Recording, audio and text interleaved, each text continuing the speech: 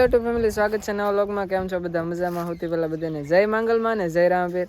તો બસ ફેમિલી અત્યારે જુઓ અલગ જ લોકેશનથી વ્લોગ શરૂ કર્યો છે. સવારમાં બધા આવી જશે ગોપનાથ. અમારે જો દાદા છે ને ઇકો લઈને આવેલા હતા ને અમારા સિદ્ધાંતભાઈએ કીધું કે ગોપનાથ જવું છે.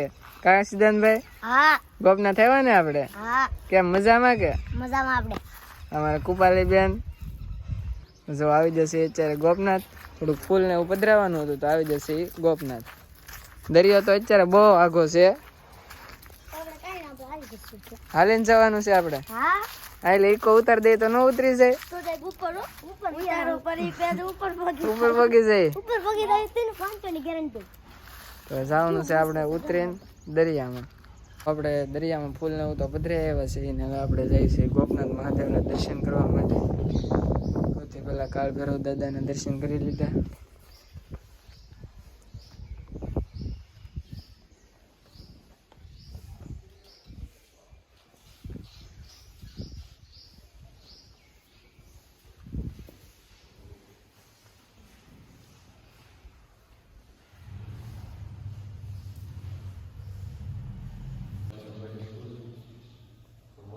અહીંયા છે ગાયત્રી માતાજી બિરાજમાન. પછી અહીંયા છે મહાકાળીમાં છે કૃષ્ણ ભગવાન. કોણ છે? કૃષ્ણ ભગવાન. આ ભાઈ છે ને અમારે જન્માષ્ટમીમાં કૃષ્ણ ભગવાનનું પાત્ર ભજવે છે. ને અહીંયા છે નરસિંહ મહેતાની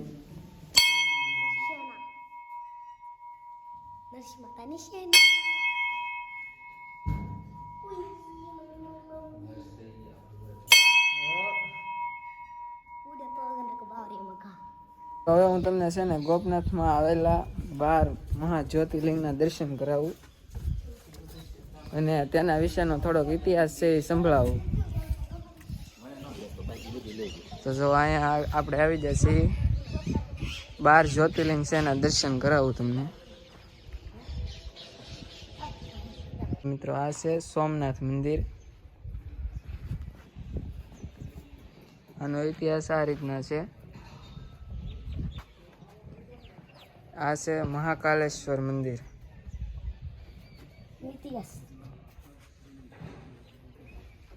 પછી આ છે મમલેશ્વર મહાદેવનું મંદિર. આમાં ઘણા તો આપણે નામ પણ નહીં સાંભળ્યા હોય. પછી આ છે મલ્લિકાર્જુન.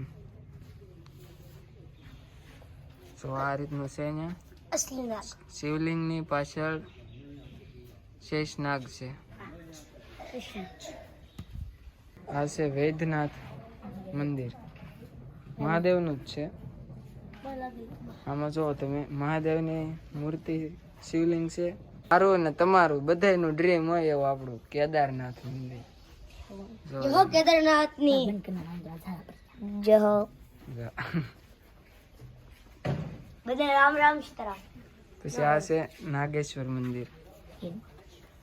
આ છે ત્રંબકેશ્વર મહાદેવ મંદિર.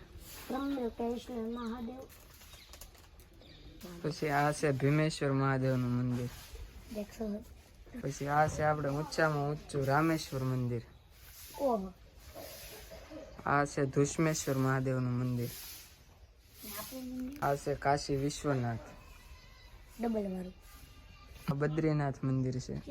બદ્રીનાથ. આ છે યમુનોત્રી ધામ. આ છે ગંગોત્રી ધામ. અને મિત્રો આ છે આપણું ગોપનાથ મહાદેવનું મંદિર. સ્વાગત છે તમારા. ગોપનાથ મહાદેવનું મંદિર એકવાર જય બોલાવી દે. હાલ જોર બોલીએ ગોપનાથ મહાદેવની જય. ભાઈ એમ કહે છે કે નાસ્તો કરવાનો છે. હું ભાઈ નાસ્તો કરવાનો છે ને ગોપનાથ મહાદેવમાં. હું નાસ્તો શું કરવાનો છે? પાણીપુરી. જાય છે દર્શન કરી લીધા છે અને બહારની તરફ જાય છે નાસ્તો કરો. તો આ રીતના આખું છે ગોપનાથ મહાદેવનું મંદિર. તો મિત્રો વિદેશી યાત્રાઓ આવેલા છે.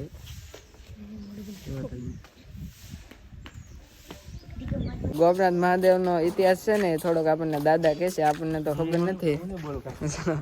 દાદા તમારે ભાગ્યા છે, શર્મા જ જશે. હમણાં મને ઇતિહાસ કહેતા થોડો થોડો. એવું નહીં દાદા, થોડોક તો કયો. અહીંયા છે પ્રભુ પ્રસાદ ભવન, નવું બનાવેલું છે.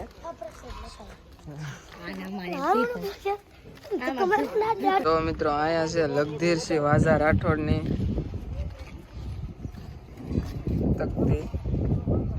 સાંજમેની 24 ચારધામની યાત્રા કરીને સંવત 1458માં ગોપનાથજી મહાદેવના મહંત શ્રી વસંતરાયને શ્રાવણ સુદ પૂનમના દિવસે 1300 વીઘા જમીન નિભાવવા દાનમાં આપેલ માટે ઉપરોક્ત શિલાલેખ હાલ ગોપનાથજી મુકામે પથ્થરની તકતીમાં કોતરાવેલ છે. તો આ જે લગધીરસિંહ વાઝા રાઠોડ છે બાપુ, અને 1400 વીઘા જમીન દાનમાં આપેલી છે. આ બધી તમે જુઓ, 1400 વીઘા જમીન છે દાનમાં આપેલી. આપણે ભેગા છે ગોપનાથ થી ડાયરેક્ટ પિથલપુર. અમારે સિદ્ધાંતભાઈ